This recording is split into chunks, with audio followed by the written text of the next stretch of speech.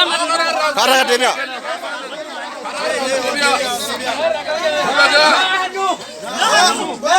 Nahnu. Syabal. Oromo.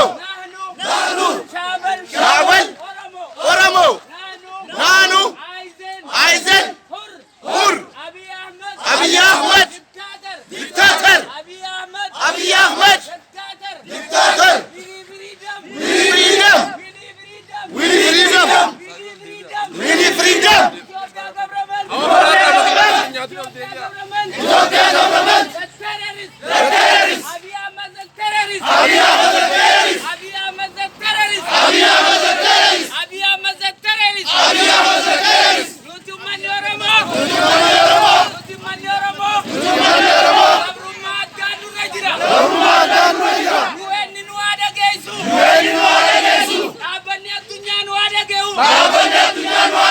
Gamtan Afrika nu ada gesu. Gamtan Eropa nu ada gesu. Birgi Kenya egamu. Birgi umat Oromo egamu. Birgi artis Oromo egamu. Ajekan artis Oromo egamu.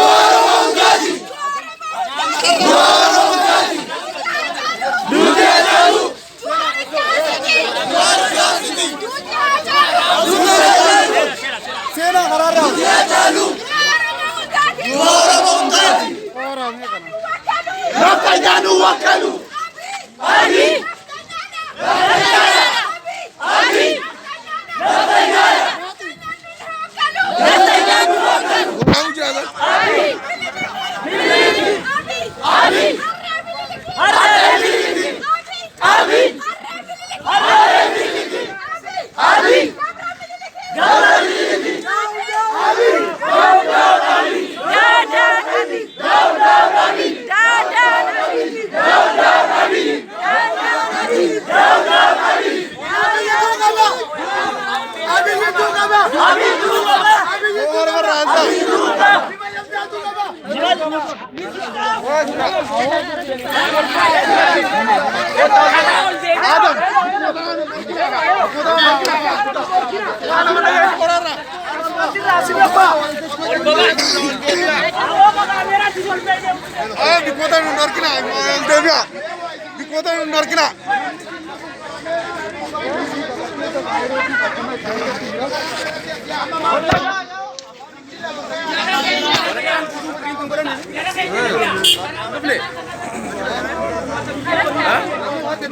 आप tamu demen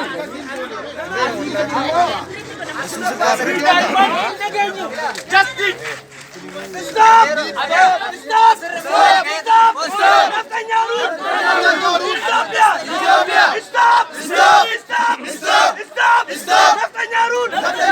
Ethiopia! Ethiopia! Stop! Stop! Stop! Netanyahu! Ethiopia! Abiy Dagila! Justice! We need justice!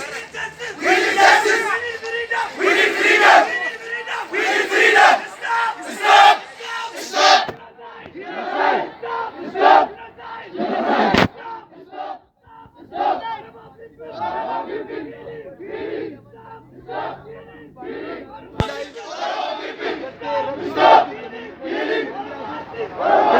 Kerro Cairo barreeffama gubbaatti mul'atee jira.